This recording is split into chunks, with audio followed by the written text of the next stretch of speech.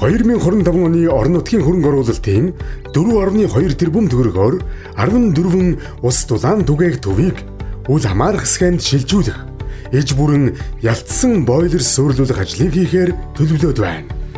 Эрдэнэт ус дулаан түгээх сүлжээ орон нутгийн өмчит хувьцаат компани нь нийт 66 ус дулаан түгээх төвөөр дамжуулан хэрэглэгчдийг ус дулаанаар хангадаг. Үүний 14 ус дулаан түгээх төв нь Эрдэнэтийн дулааны цахилгаан станц төрийн өмчит хувьцаат компаниас шууд хамааралтай схемээр ажиллаж байна.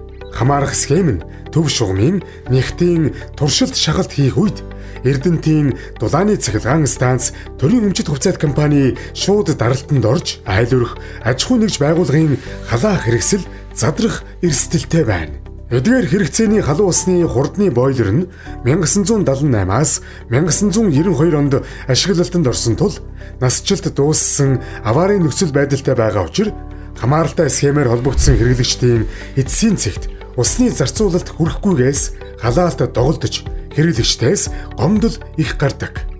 Тус 14 ус дулаан түгээх төвөөс тэжээгддэг нийт 4517 өрхийн хэрэглээг хэвийн тасралтгүй хангах нөхцөлийг бүрдүүлэхийн тулд ус дулаан түгээх 1-ийн 4, 1-ийн 6, 2-ийн 1, 2-ийн 3, 2-ийн 5, 3-ийн 1, 3-ийн 2, 3-ийн 3, 3-ийн 4, 3-ийн 5, 5-ийн 2, 6-гийн 1, 6-гийн 2, 6-гийн 3 төвийг ялцсан бойлерт шилжүүлэх ажлыг гүйцэтгэхээр төлөвлөд байна.